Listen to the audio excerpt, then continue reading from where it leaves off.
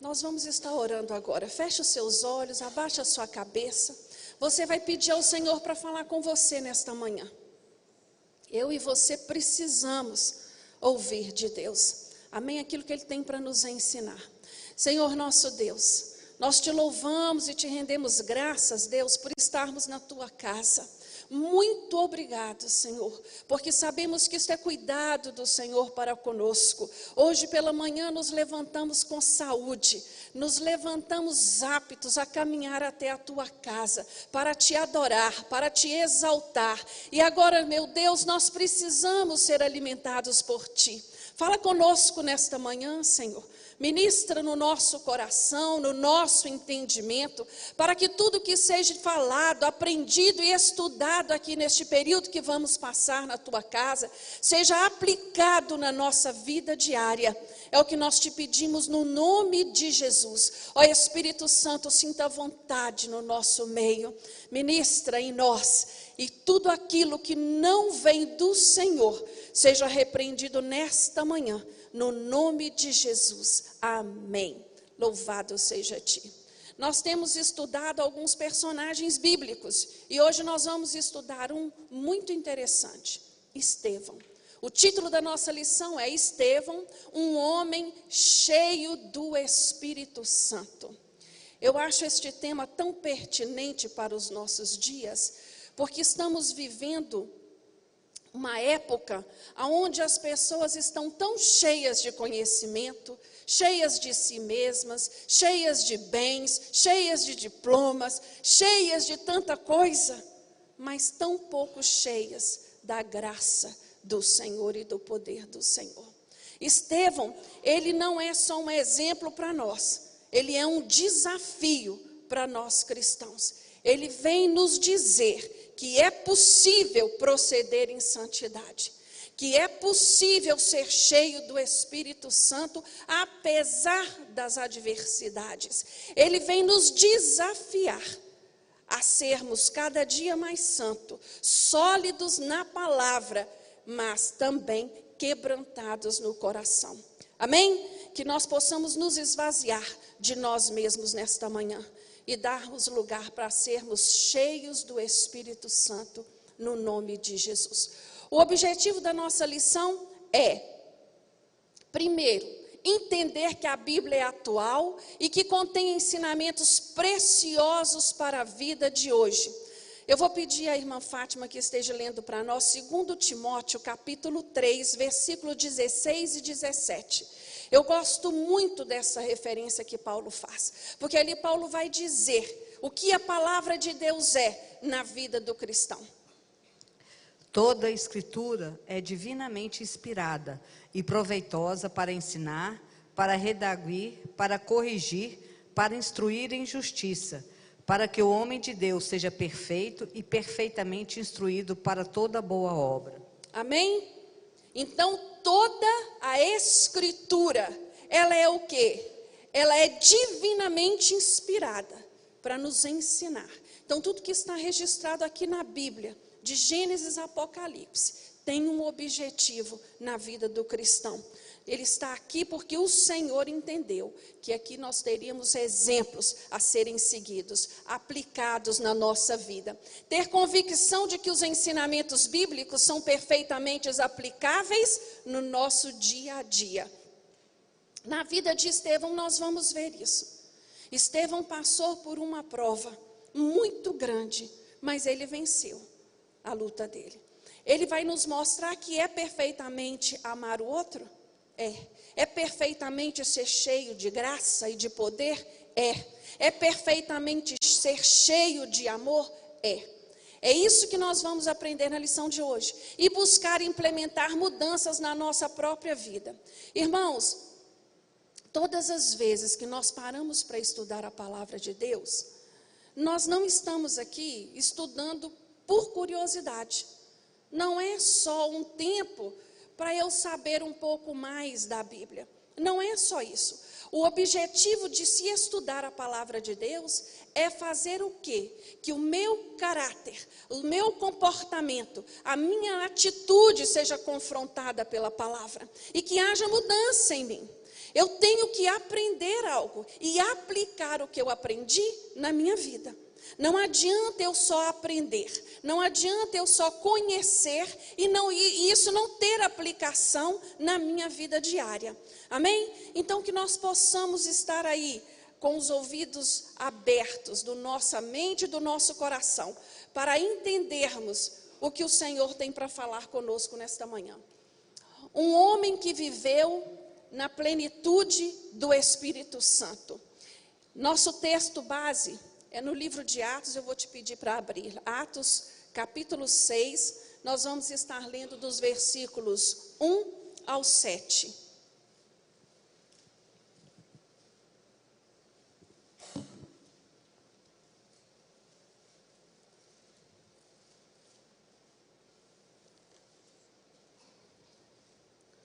Todos encontraram, amém? Ora, naqueles dias, multiplicando-se o número dos discípulos, houve uma murmuração dos helenitas contra os hebreus, porque as viúvas deles estavam sendo esquecidas na distribuição diária. Então os 12 convocaram a comunidade dos discípulos e disseram: não é razoável que nos abandonemos a palavra de Deus para servir à mesa. Mas, irmãos, escolhei dentre vós 7 homens de boa reputação, cheios do espírito de sabedoria, os quais encarregaram deste serviço. E quanto a nós, nos consagremos à oração e ao ministério da palavra. O parecer agradou a toda a comunidade e elegeram Estevão, o homem cheio de fé, do Espírito Santo, Felipe, Prócoro, Nicanor, Timão, Pármenas e Nicolau, Prosélito e Antiarquia. Apresentaram-nos perante os apóstolos e estes, orando, lhe impuseram as mãos. Crescia a palavra de Deus e em Jerusalém multiplicava o número dos discípulos. Também muitíssimos sacerdotes obedeciam à fé. Amém. Mantenha a sua Bíblia aberta, porque nós vamos dar uma passeadinha nesses primeiros capítulos do livro de Atos, só para nós entendermos um pouquinho esse momento histórico, o qual nós estamos lendo aqui no capítulo 6. Lucas, ele destaca dos 7 diáconos, quando ele vai escrever, quem vem em primeiro lugar? Estevão. E ele diz que Estevão era um homem cheio de fé e do Espírito Santo. O significado do nome de Estevão é coroa. Precisa de um significado mais propício do que esse? Não é? Estevão foi o primeiro mártir da igreja, né? Foi o primeiro a receber esta coroa de mártir, foi Estevão. Ele era membro da igreja primitiva de Jerusalém, e ali a igreja começou a crescer de uma tal forma, né? E Lucas, é interessante que Lucas, esse lado dele, historiador, ele vem registrando paulatinamente esse crescimento. Se você for lá no capítulo 1 do livro de Atos, no versículo 15, ele vai dizer que a igreja começou com 120 pessoas.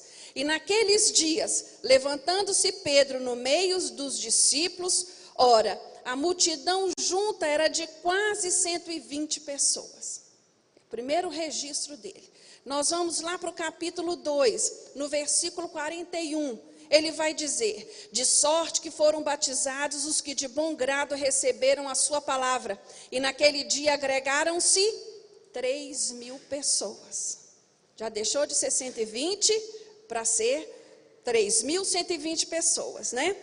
Aí no capítulo 4, no versículo 4, ele diz: muitos, porém, dos que ouviram a palavra creram, e chegou o número desses homens a quase 5.000. Aqui já não contou mais mulher nem criança, aqui só se contou homem. E chegou o número desses homens a quase 5.000. No capítulo 5, do versículo 14, ele vai dizer: e a multidão dos que criam no Senhor, tanto homens como mulheres, crescia cada vez mais. Então essa igreja, ela era enorme, né? Ela cresceu e muito. Eu fico pensando em nós aqui. Vamos falar de nós, da igreja Batista Moriá. Você já ouviu alguém chegar para você e falar assim: eu tenho uma saudade quando a nossa igreja era menorzinha, quando a nossa igreja era pouquinho, que a nossa igreja só tinha um grupinho. Vocês já ouviram, não já? É assim o desejo de Deus para a igreja dele na terra, irmãos? Não, o negócio é expandir, o negócio é crescer, não é? Alcançar outras vidas. Mas quando a igreja cresce, a igreja expande, vem problema também, não é? E não é diferente nos dias da igreja da antiguidade, da igreja antiga para a nossa de hoje. E ali nós chegamos aonde? No capítulo 6 que nós acabamos de ler, o versículo 1. Naqueles dias, crescendo o número de discípulos, houve uma murmuração, um problema, uma reclamação. As viúvas dos gregos, dos convertidos gregos, estavam sendo deixadas de lado. Vocês acham, irmãos, que isso era por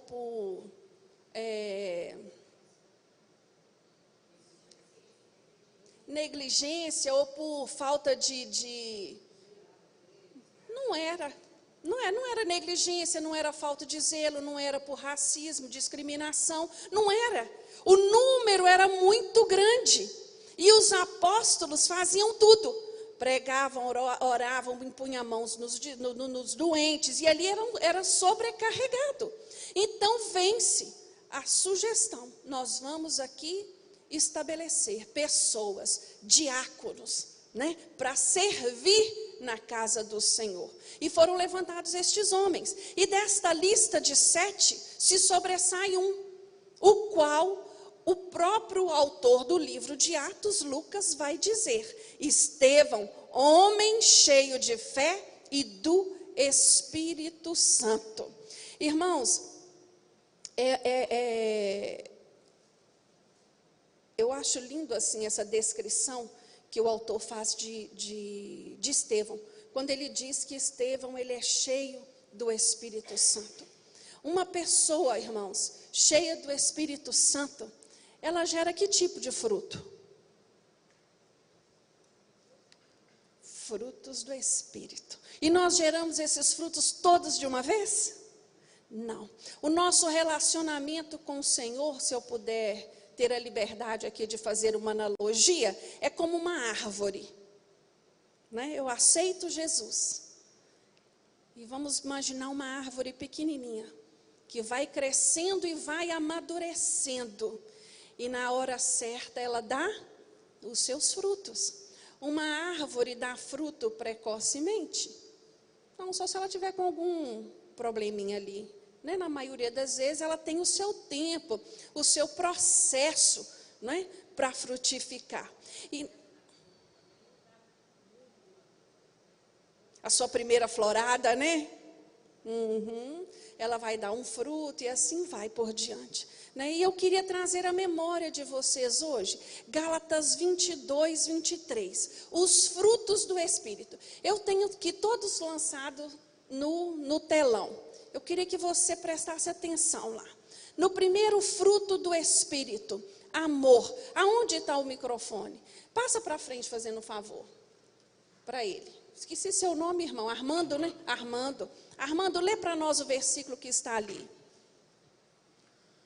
Amados, amemos uns aos outros, pois o amor procede de Deus. Aquele que ama é nascido de Deus e conhece a Deus. Amém. Amém. E eu gosto muito de um versículo na Bíblia que diz, lá em João 13, 35, nisto conhecerão todos que sois os meus discípulos, se vos amardes uns aos outros. Eu amo esse versículo. Eu amo esse versículo, porque é Jesus conversando ali com os apóstolos, na última ceia. Sabe qual é? Jesus dizendo para eles, sabe como é que eles vão saber quem são vocês? Sabe como é que eles vão conhecer vocês? É pelos milagres, Célia? É pela pregação? Pelo amor de vocês uns com os outros. É isso que nos destaca, é isso que nos marca como filhos de Deus, como cristãos. É o nosso amor um pelos outros. Outro fruto do Espírito é A alegria. Lê para nós, fazendo favor. Os meus lábios gritarão de alegria quando eu cantar louvores a ti, pois tu me redimiste. Irmãos, o crente fica triste? Fica. Ele fica. Mas as dificuldades não tira dele a alegria de ser salvo. Não tira. E nem pode tirar. Não é? Outro fruto do Espírito é a paz. Lê para nós aí, Leia. Deixo a paz a vocês, a minha paz dou a vocês, não a dou como o mundo a dá. Não se perturbe o seu coração, nem tenham medo. Tá dando para vocês lerem a referência de cada versículo desse? Tá, né? Dou a vocês a minha paz. Quando nós temos a presença do Senhor, nós aprendemos a largar o medo, não é assim, irmãos? Nós deixamos o medo de lado e temos a certeza e a nossa confiança colocadas no Senhor. Um dos frutos do Espírito é paciência. Lê para nós aí, Rita.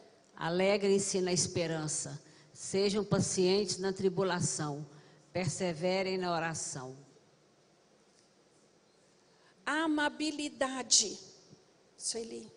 Ao servo do Senhor não convém brigar, mas sim ser amável para com todos, apto para ensinar, paciente. A presença do Espírito Santo nos torna mais sensível à dor do outro, não torna? Nos torna mais amáveis, mais gentis uns com os outros, não é assim? Bondade.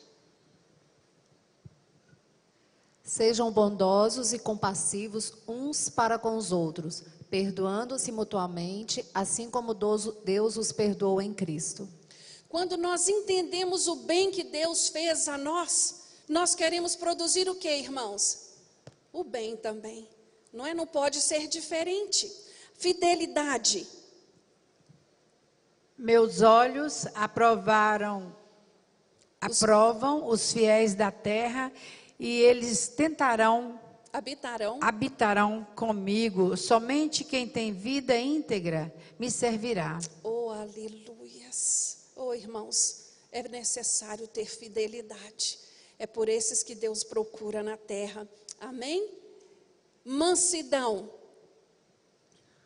Tomem sobre vocês o meu jugo e aprendam de mim, pois sou manso e humilde de coração, e vocês encontrarão descanso para as suas almas. Jesus era manso, irmãos? Jesus respondia mal quem o tratava mal?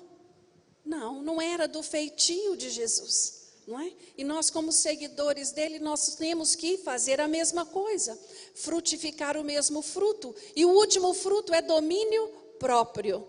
O tolo dá vazão à sua ira, mas o sábio domina-se. Aleluias. Irmão, sabedoria é sinal de quê? De força. Sabedoria é sinal de força. Contra essas coisas não há lei. Não há lei contra essas coisas. E são estes frutos que nós devemos buscar na nossa vida. São estas qualidades que nós devemos buscar testemunhar na nossa vida. E nós vamos ver na vida de Estevão que era assim que Estevão vivia. Estevão era um homem de idoneidade moral. O que quer dizer idoneidade moral? Uma pessoa idônea. O que é uma pessoa idônea? Uma pessoa íntegra, uma pessoa honesta, de bom caráter, fiel, uma pessoa irrepreensível. Não é isso? Isso é alguém que tem uma idoneidade moral. Ele tem uma moral irrepreensível. Ele não merece ficar sendo corrigido. Ele não merece ficar sendo apontado. Por quê? Porque ele buscou viver uma vida íntegra. E Estevão foi reconhecido por isso. Estevão tinha uma boa reputação. Estevão tinha uma boa reputação. Ô, irmãos, como eu gosto quando eu falo, estou conversando com alguém e alguém fala para mim assim: ah, fulano é lá da sua igreja, não é? Eu falo, não, ele é uma bênção, né? Não, como ela é gentil, ela é uma bênção, né, Jaqueline? Ô, irmãos, meu coração se alegra, porque isso é sinal de quê? De evangelho vivo, né? De estar ali testemunhando o que ele é de verdade. E Estevão era essa pessoa. Não havia abismo entre a vida e o trabalho de Estevão. Não havia separação entre as suas palavras e as suas obras. Aquilo que ele dizia, aquilo que ele pregava, era o que ele vivia. Irmãos, isso não é coisa fácil, não é? Não é. Não é. Mas essa tem que ser o alvo do crente. Este tem que ser o objetivo do cristão. Ser coerente naquilo que ele prega e naquilo que ele vive. É lamentável, nos dias de hoje, nós termos tantos crentes que estejam em descrédito, né? Vivendo essa vida dúbia, né? Ocupa um lugar de honra, porque você sabe que você ocupa um lugar de honra, meus irmãos. Ser cidadão do céu, representante do céu na terra, é lugar de honra.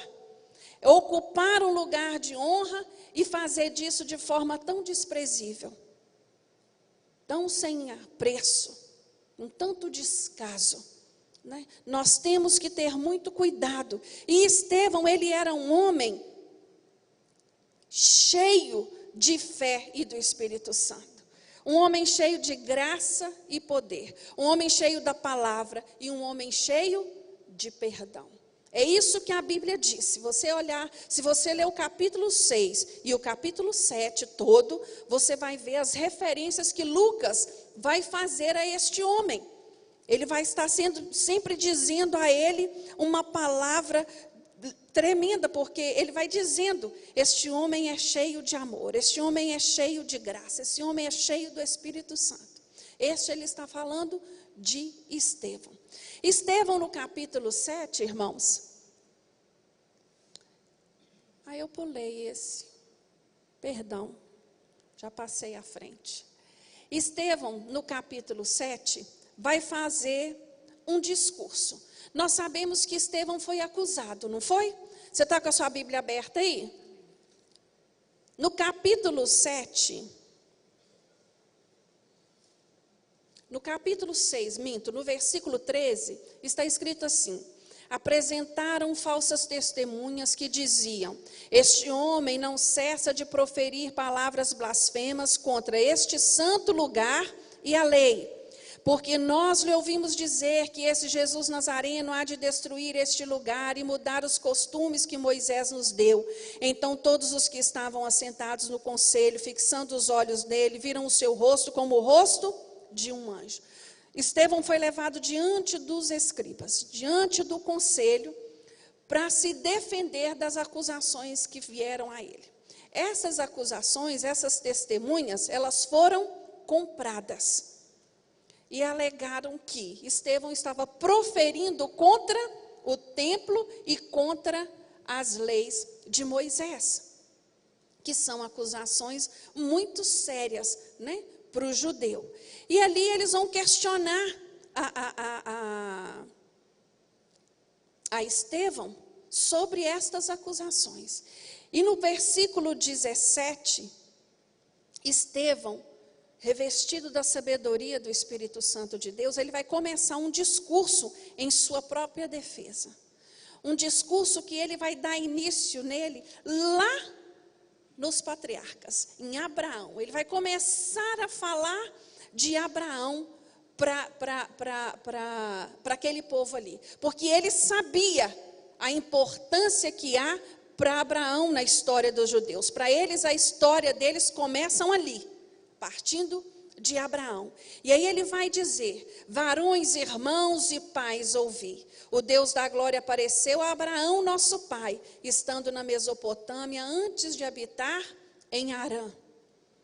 Ele começa a resgatar a memória daqueles ali, né, daquelas autoridades, daqueles homens ali entendidos da lei, a respeito da importância de Abraão.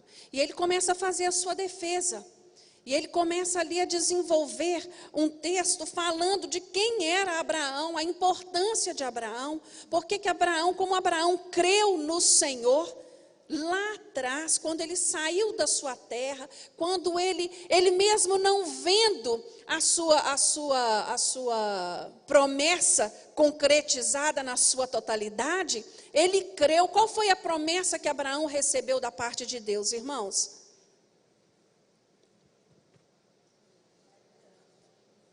Que ele, de nações, que ele seria pai de nações. E ele viu? Não, ele não viu, mas ele creu, né? E Estevão começa esse discurso, passa, né, pela história dos patriarcas, depois ele fala de José e vai chegar em quem? Em Moisés.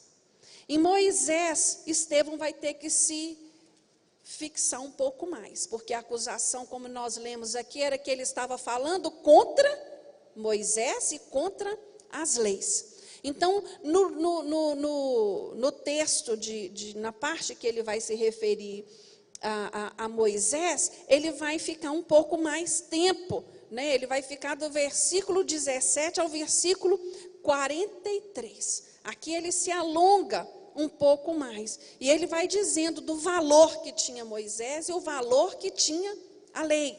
Em nenhum momento ele vai falando contra. Depois ele vai falar sobre o tabernáculo e o templo. Eu gostaria de parar aqui um pouquinho nesta parte do discurso de Estevão. Os argumentos de Estevão era de que o templo e o tabernáculo não foram edificados com o propósito de confinar a Deus. O judeu, ele tinha esta concepção de que Deus só estava onde? No templo, ali. E que o templo era sagrado. O que houve aqui? Houve uma inversão. O templo passou a ter mais importância do que o próprio Deus.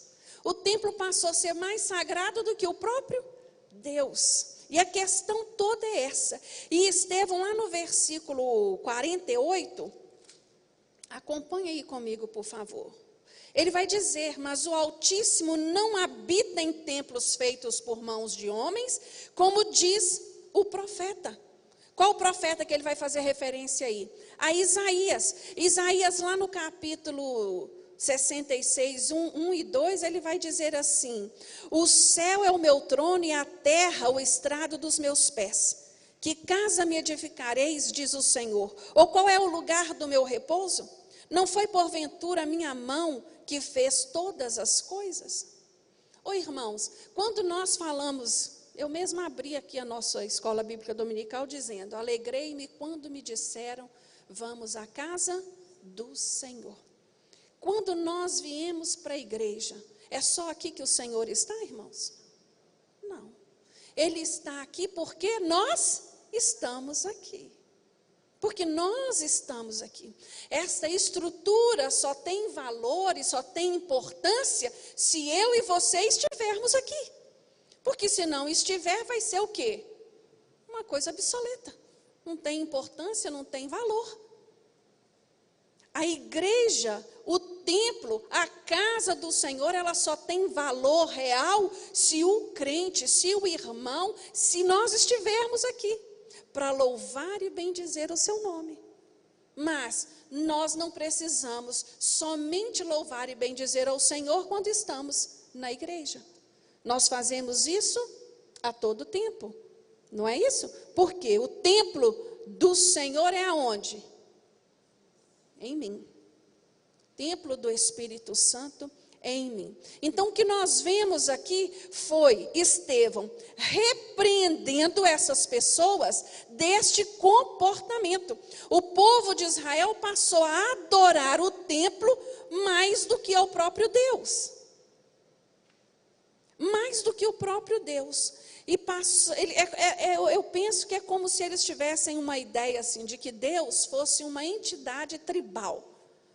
Né, uma coisa assim, onde você confina num determinado lugar e você vai lá de tempo em tempo e adora ali, né?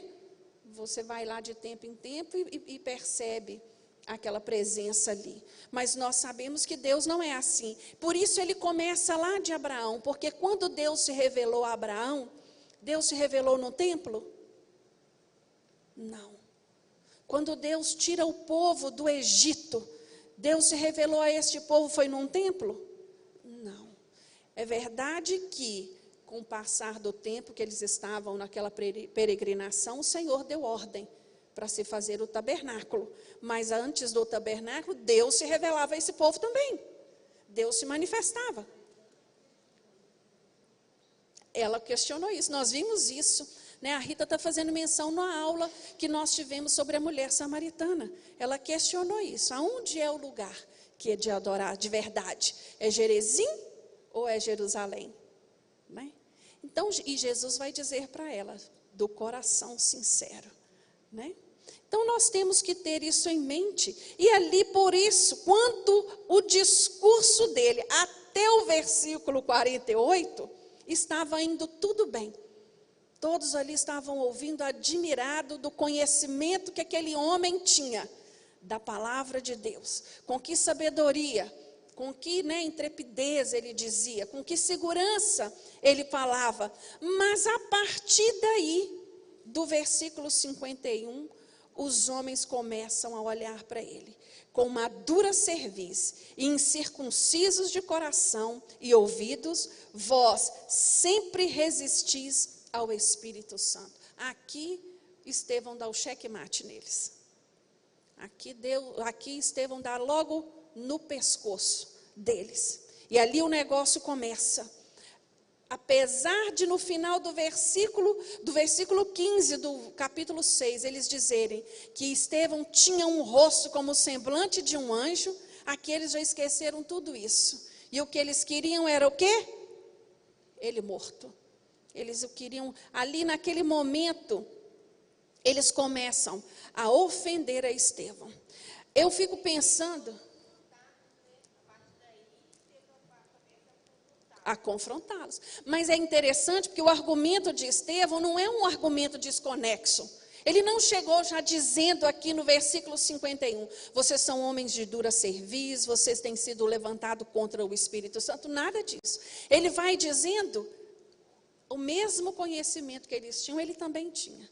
Ele compartilha a sua experiência com eles ali, mas eles não aceitam o Espírito Santo. A gente, quando vê o julgamento de Estevão, lembra um julgamento de quem, irmãos? De Jesus, é lógico, com certas diferenças, né? Porque Jesus não fez discurso nenhum se defendendo, mas uma acusação comprada, né?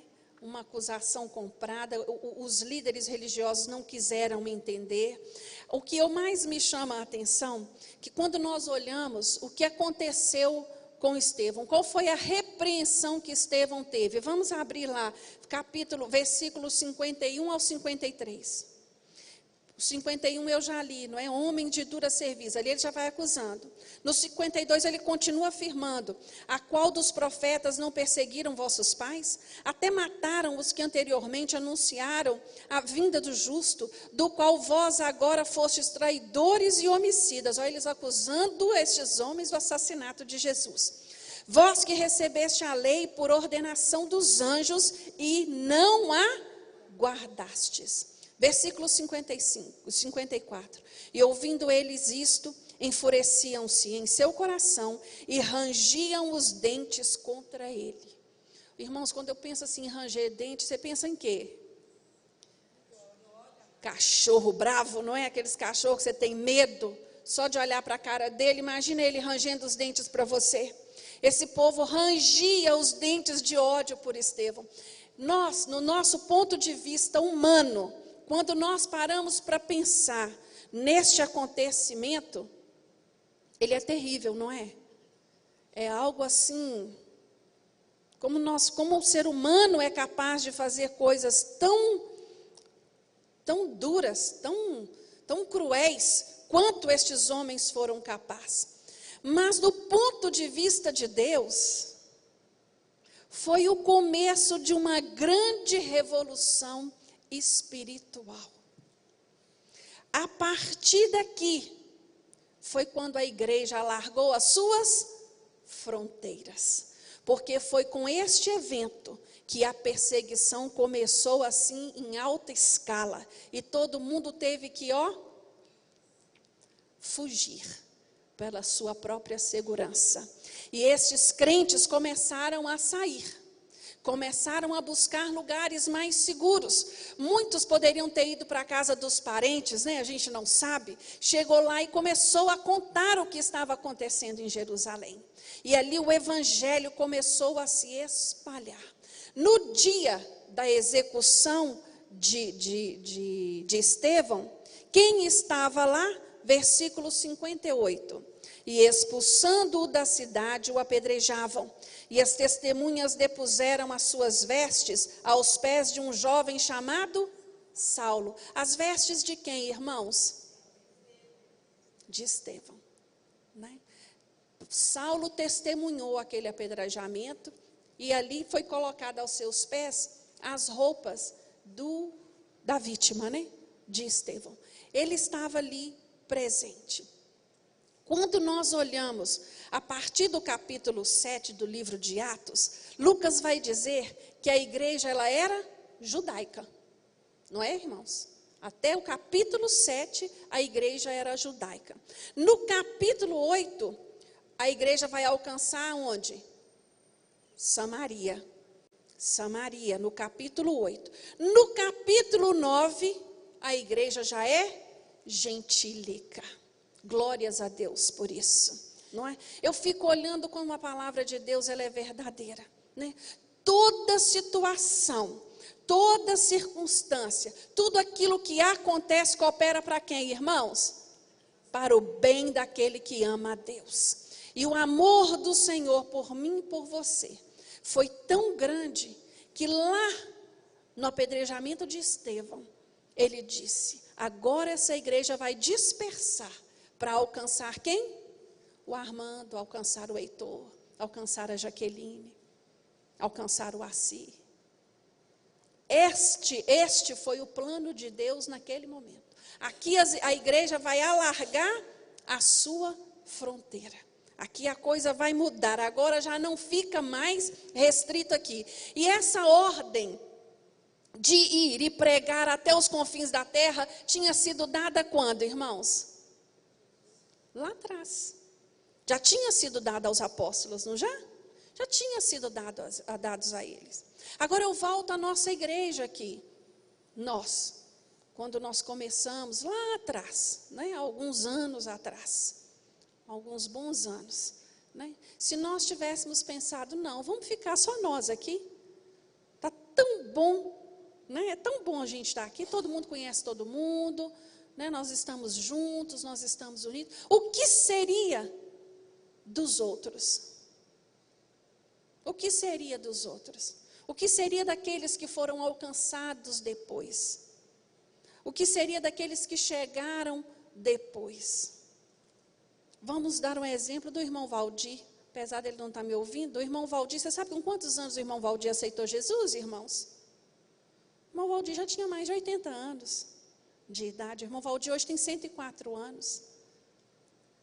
Ele tinha mais de 80 anos. Se a igreja tivesse ficado fechadinha no seu mundo, o irmão Valdir teria sido alcançado, irmãos? Não. Hoje, a igreja hoje nós estamos num projeto maravilhoso, que é o projeto da internet. Deus levantou assim homens e mulheres competentes nessa área para estar implementando o nosso culto ao vivo.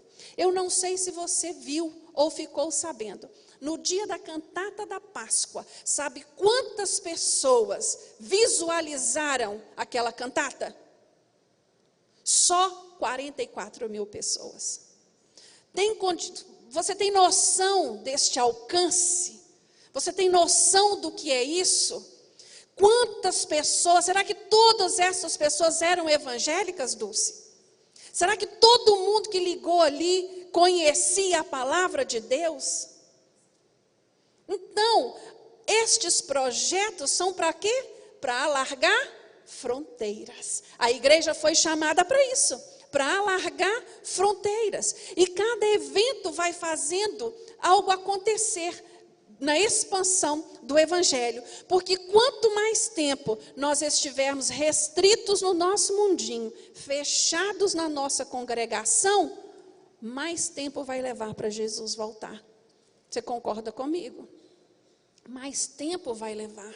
E eu não sei você, mas o meu coração almeja, o meu coração anseia pela volta de Jesus. Meu coração anseia.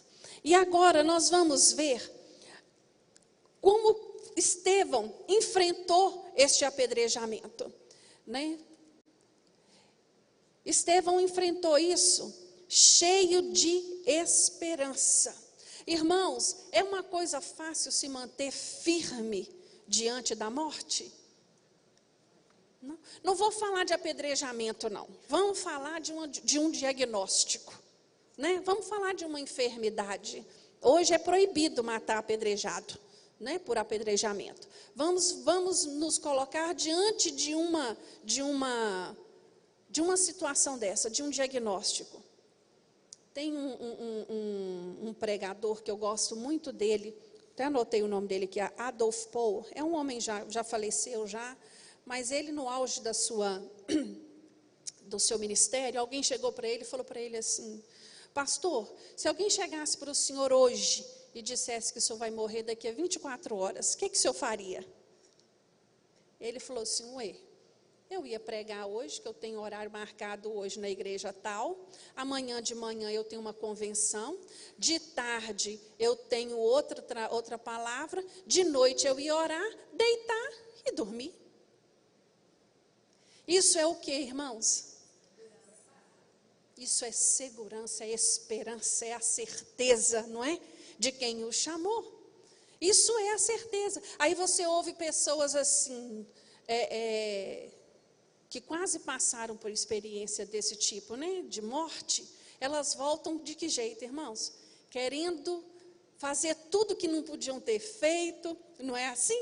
Querendo, um dia desse eu encontrei com uma irmã, e foi muito engraçado, porque ela me contando que, quando ela recebeu um diagnóstico de câncer, ela ficou tão apavorada, que ela saiu e falou: quer saber de uma coisa?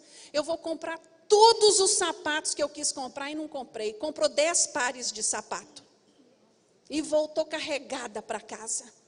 E aí ela contando aquilo, gente, eu por dentro, a minha vontade era de rir muito. Eu entendi aquela coisa, né? Tipo assim, tanto que eu economizei, tanto isso, tanto aquilo, né? Mas isso é comum. Isso é comum. A pessoa passar por uma experiência dessa e voltar, tipo assim, né? Eu vou esbanjar tudo aquilo que eu não fiz. Eu não sei se você já viu, tem um filme muito legal de uma... Ela é cantora. Ela recebe um diagnóstico de morte. E sonho dela era ter um restaurante. Todas as economias dela, da vida, estavam sendo guardadas para este projeto. Quando ela recebe esse diagnóstico, o médico fala para ela: não tem jeito não. Não tem nada para fazer, não adianta você procurar ninguém, é isso mesmo e pronto. O que ela faz? Ela vai se hospedar no hotel mais caro da França. Ela chega nesse hotel, do aeroporto para lá, ela vai de helicóptero. E ela começa a gastar dinheiro. E lá no hotel, todo mundo fica olhando para ela e pensando assim: mas que milionária é essa? Que ninguém sabia quem era ela. E ela compra roupas lindíssimas. E ela começa a gastar. E de vez em quando ela parava e chorava. Falava: Deus, por que eu? Deus, por que eu? E chorava e chorava. Aí um belo dia, lá na cidade dela natal, se descobre que a máquina que fez o exame dela estava com defeito e todo mundo estava saindo com aquele mesmo diagnóstico. Quando ligam para ela: cadê o dinheiro dela? Tinha acabado todo. O filme é muito legal, porque faz assim, você refletir um pouco, porque eu acho que nós somos chamados para termos uma vida equilibrada, não é assim?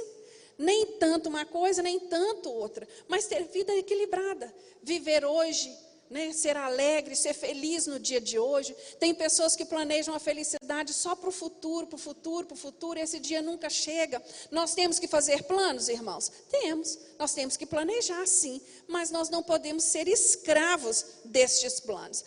Voltando aqui a Estevão. Estevão era um homem cheio de esperança, sua esperança estava firmada em Jesus. Vamos ler aqui o versículo 54. Não, o 54 nós já lemos, né? Vamos partir do 55.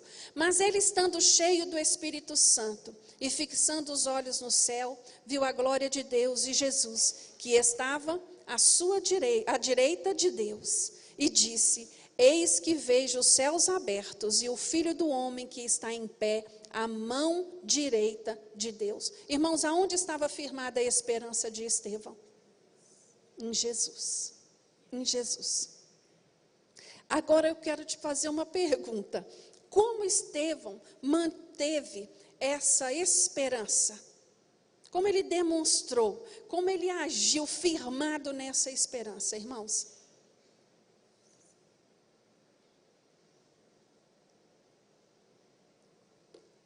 Estevão mantinha os olhos fixos aonde?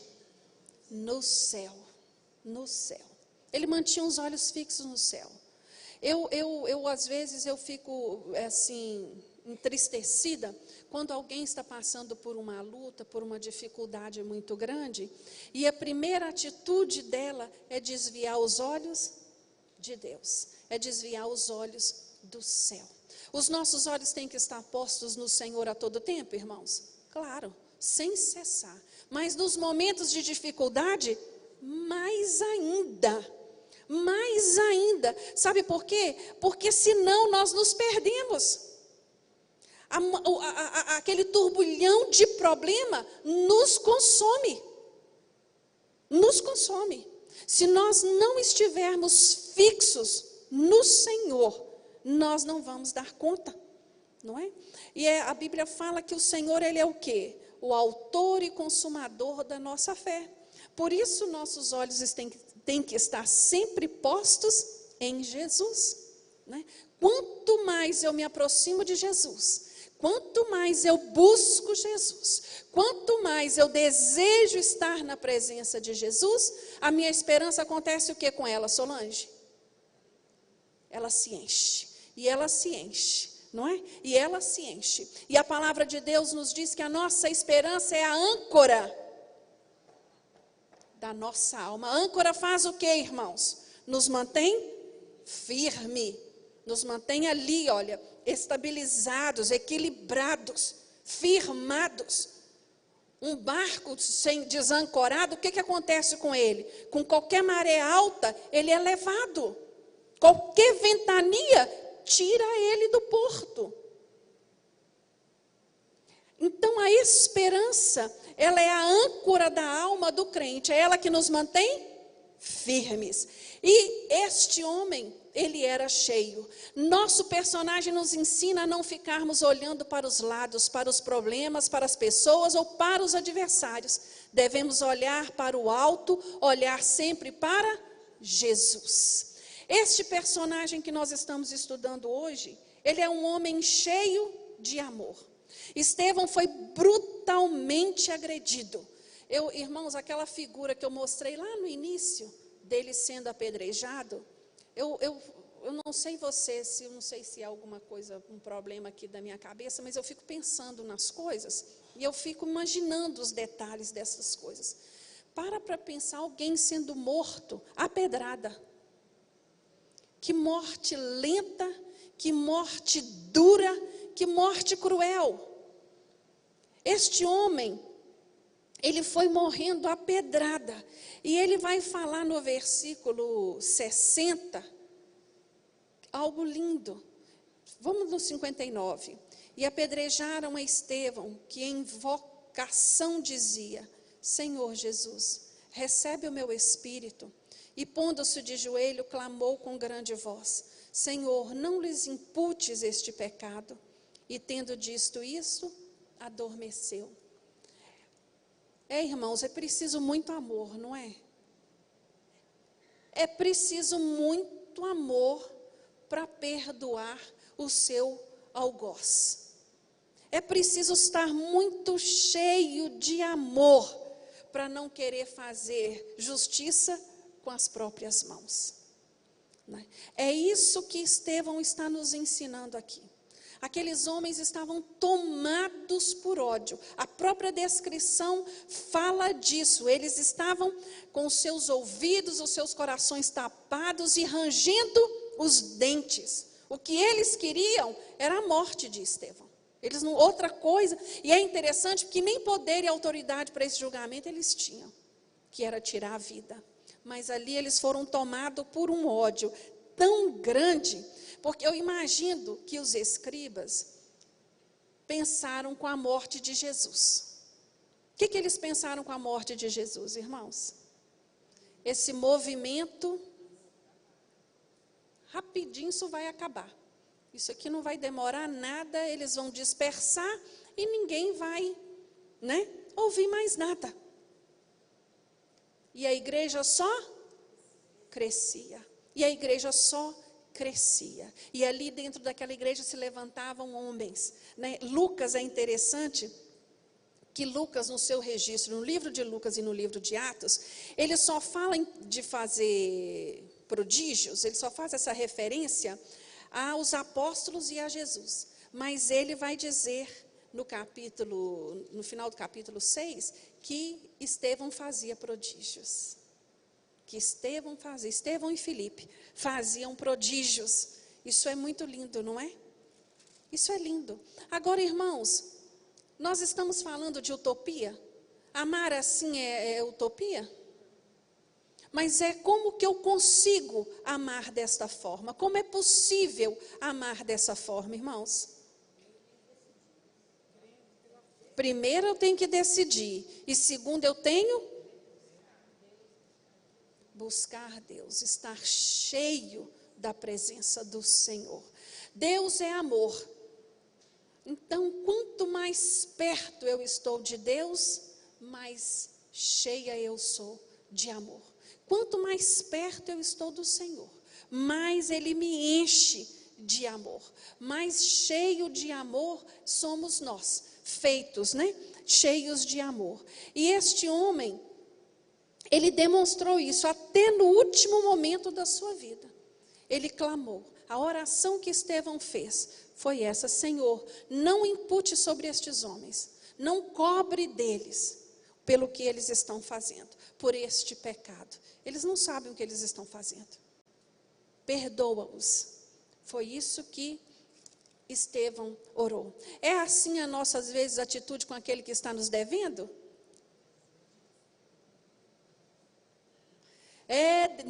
Irmã Maria? A gente pede o quê? Senhor, trata com ele. Senhor, faz justiça na vida dele. Quebra ele, Deus. Não é assim que a gente ora?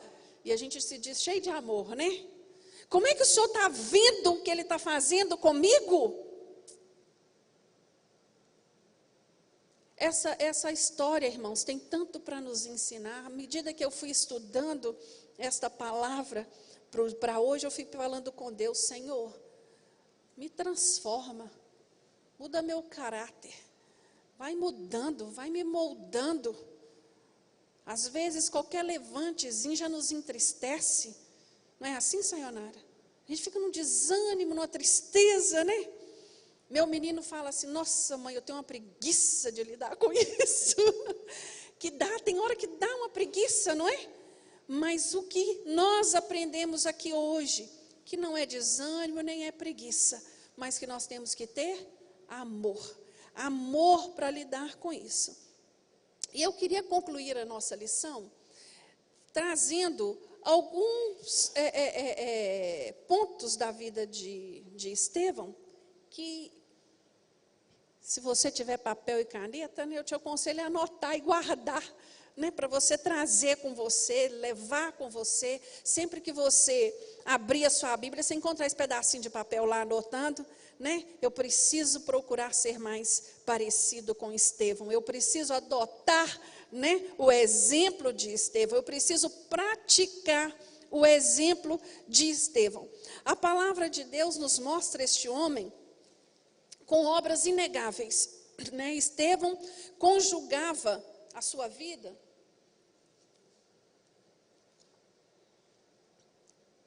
e as palavras e as suas obras. Estevão, as palavras de Estevão não era uma coisa assim, ele não tinha só a eloquência de palco, vamos dizer assim. Ele tinha vida com Deus, ele tinha testemunho, né? Ele era conhecido por este testemunho.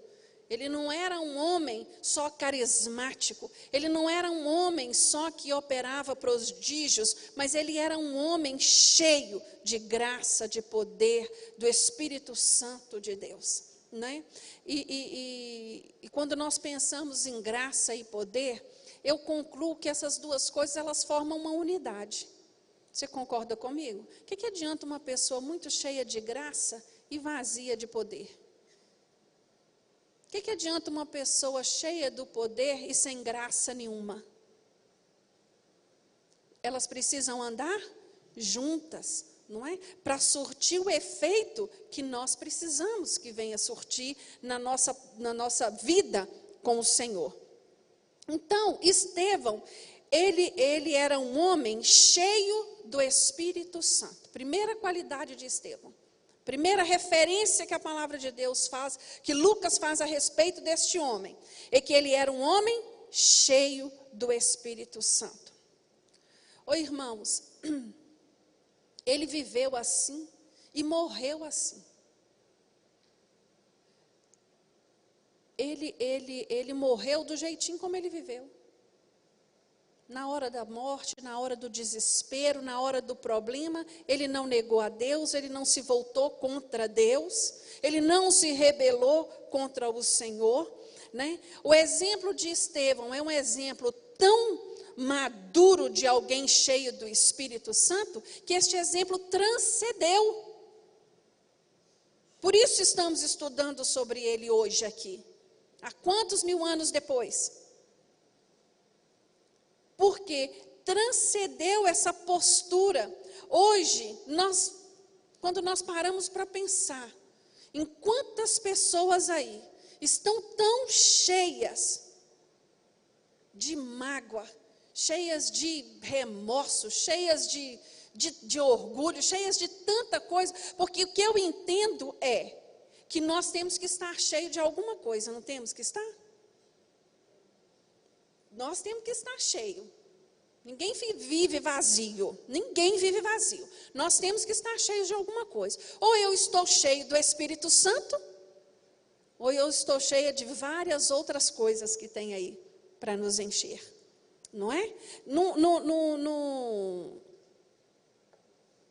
É uma escolha, é uma decisão do crente. Eu quero ser cheio de quê?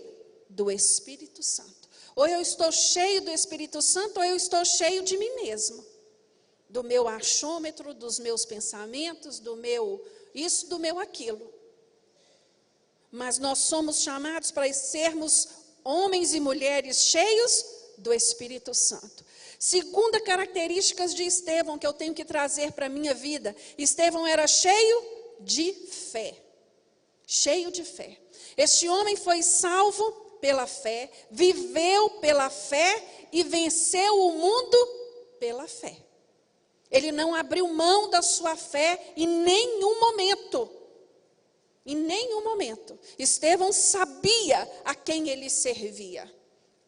Estevão era cheio de sabedoria.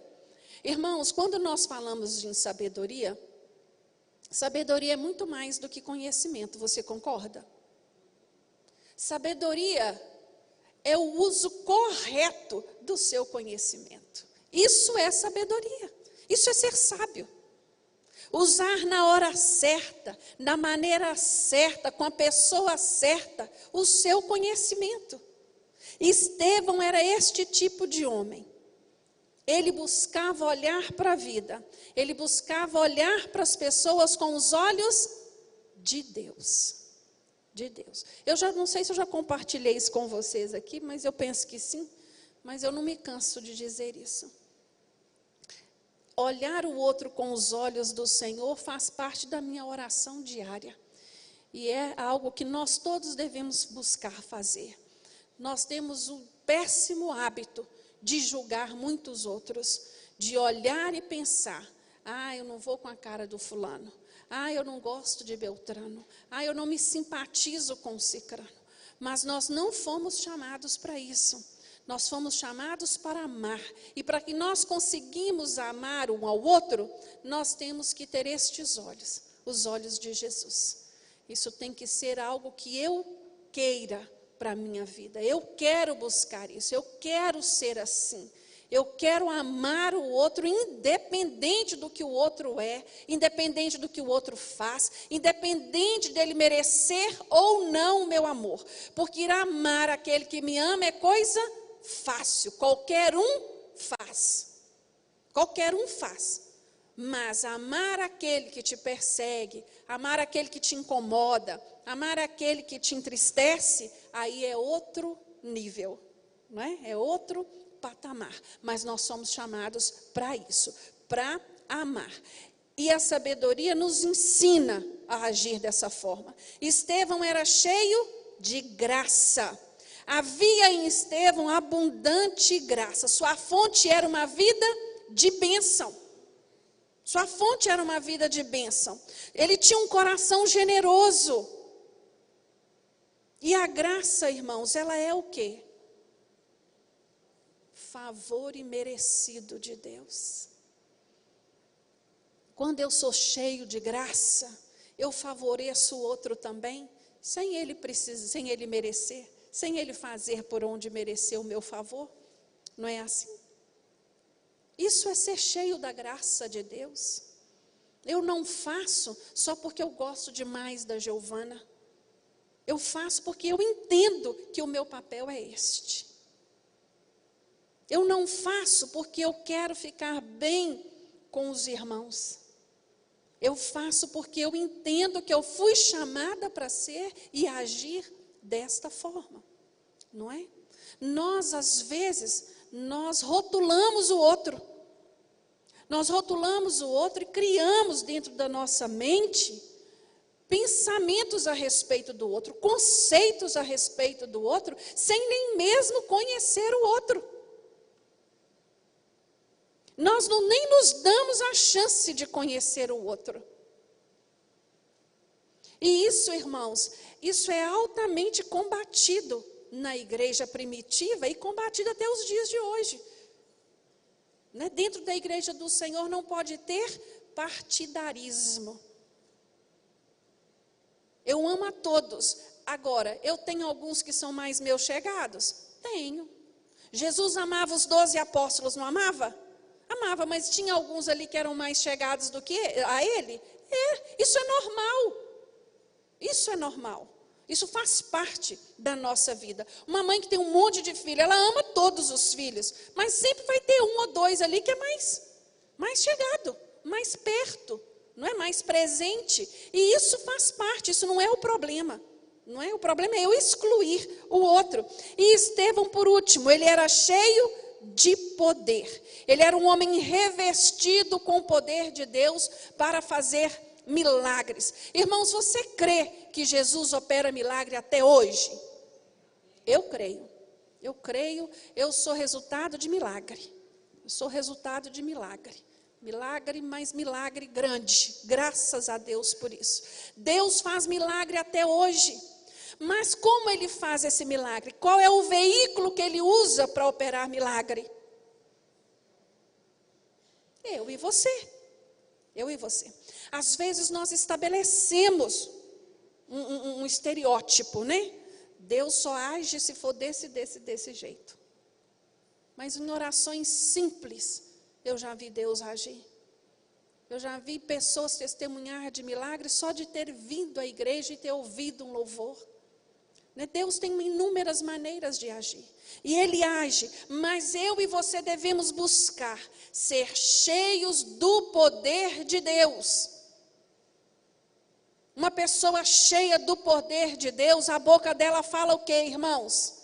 Ela fala de amor, ela fala de esperança, ela fala de milagre. Ela não fica murmurando, nem apontando defeito, nem reclamando. Ela já passou dessa fase. Estas são as características de Deus, de Estevão. Para nossa vida hoje, nós devemos buscar então ter uma vida irrepreensível, palavras irresistíveis e obras inegáveis. Amém?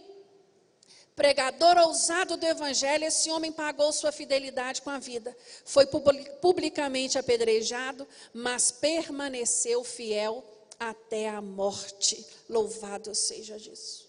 Irmãos, eu não sei você, mas eu espero que você tenha se sentido motivado com a vida de Estevão, porque é assim que eu tenho me sentido.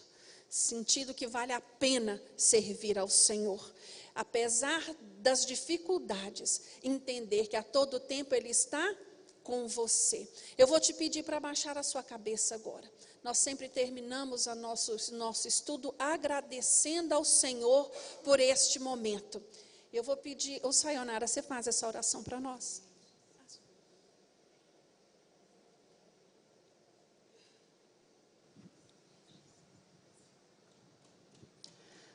Senhor nosso Deus, agradecemos mais uma vez pela oportunidade de estarmos aqui, por esse privilégio de aprender sobre esse homem que marcou a história, que possamos ser parecidos com ele, assim estaremos mais próximos e parecidos com o Senhor. Muito obrigada. Que o Senhor esteja conosco no restante desse dia, meu Pai. Obrigada, Senhor. Graças a Ti, em nome de Jesus. Amém.